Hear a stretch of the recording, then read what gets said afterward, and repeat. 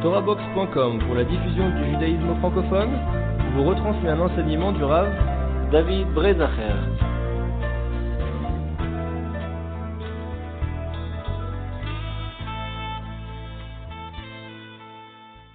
J'ai lu un Rashi et je me suis posé une question et Baruch Hashem, j'ai trouvé que Rabbi Akiva Eger il posait cette question.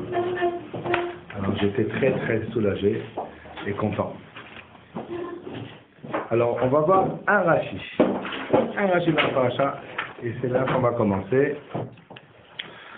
Donc on sait que Akadosh Baruch Hu a demandé donc à Noach de préparer une teva, une arche qui avait 300 amotes de long, 300 coudées de long, 50 amotes de large et 30 amotes de haut.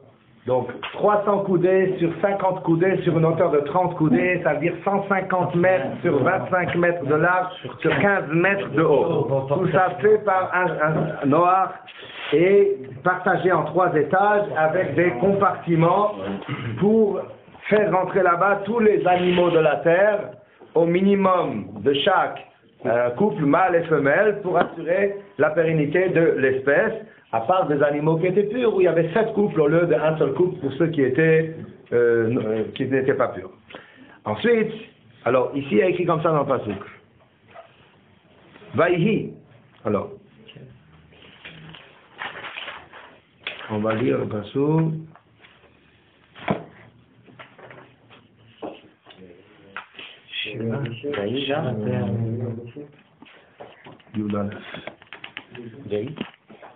Perek Zayin Pasuk Yud. Donc il y avait écrit qu'il est Yamim Od Shiva. Ça vient par rapport à ce qu'il avait dit dans le Pasuk Dalet. Donc on va lire jusqu'au Pasuk Yud. On va les relire à partir de Sheni, juste pour rentrer dans le bas.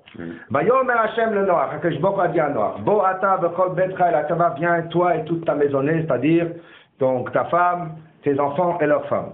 El ateva, vers la teva, qui otra Raïti tzadik lefanai bador azeh, car c'est toi que j'ai vu juste et intègre dans cette génération-là. C'est toi qui vas mériter d'être le rescapé de l'humanité pour que l'humanité puisse continuer à exister, bien que tous les autres hommes vont disparaître.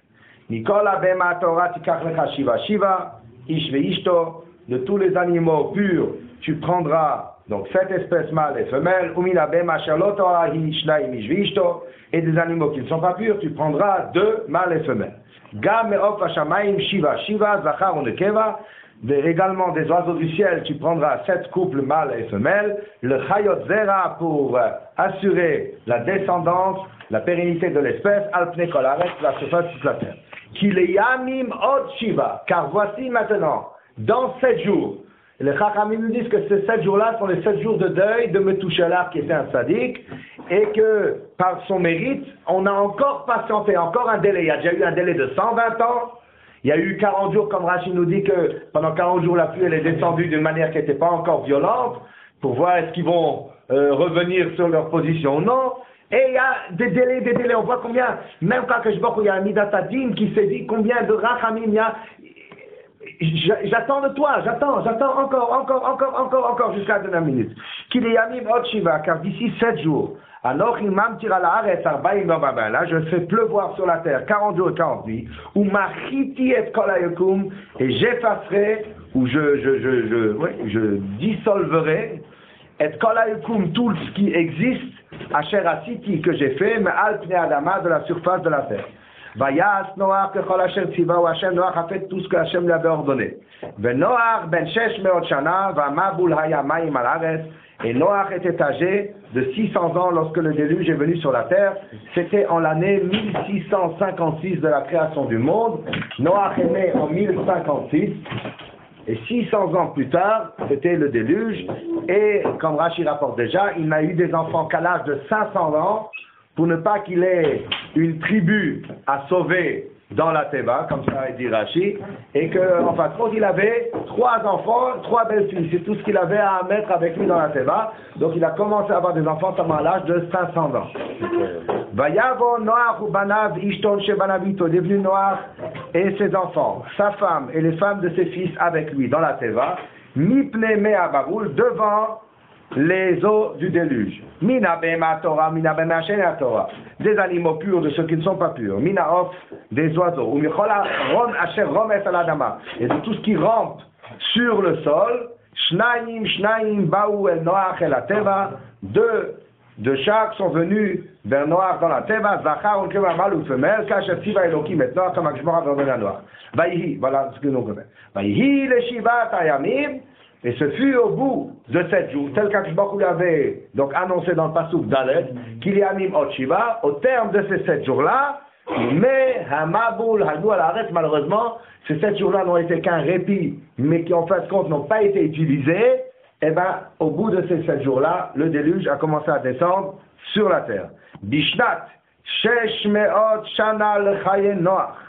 En l'année 600 de la vie de Noach, donc en 1656 de la création du monde, Bachodesh Hasheni, au 2 du mois, Beshiba Asar Yom la Chodesh, au 17 du mois, Bayom Hazeh, ce jour-ci, Nivkeu Kol Ma'inot Ta'am, se sont fendues, sont ouvertes toutes les sources des abîmes profonds, Varubot Hashamayim Niftachu, et les lucarnes du ciel se sont ouvertes. De l'eau a jailli du sol, de l'eau est tombée du ciel, et ça a été le déluge de 40 jours, nuit et jour, qui a rempli la terre. Alors ici, vous avez dans Rashi, Pasuk Yud Aleph, Rashi dit la chose suivante.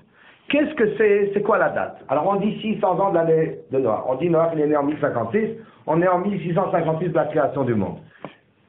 Il y a écrit le 17 du deuxième mois. C'est quoi Bachodesh Hasheni? Rashi rapporte une discussion. Et c'est intéressant l'ordre dans lequel Rashi le met.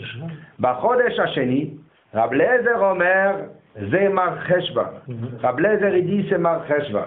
Premier c'est Tishri, deuxième c'est Mar Cheshvan. Rabbi Yoshua Omer Ze Iyar. Rabbi Yoshua il dit Chodesh Rishon dans la Torah, c'est Nissan. Et Iyar c'est le deuxième. Nivkeu, donc se sont fondus et on va s'arrêter là. Alors la Gemara dans Masechet Rosh Hashanah, elle rapporte cette discussion entre Rab Lezer et Rabbi Yoshua.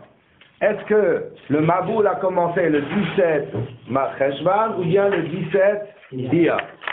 Et la Gemara, elle pose une question et elle demande la chose suivante.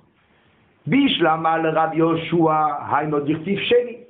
D'après Rabbi Yoshua, on comprend pourquoi ça s'appelle Bachodesh Hasheni. Dans la Torah, Chodesh Harishon, c'est Nissan, Chodesh Hasheni, c'est Iyar. Donc Bachodesh Hasheni, c'est le deuxième mois, c'est effectivement le mois de Iyar.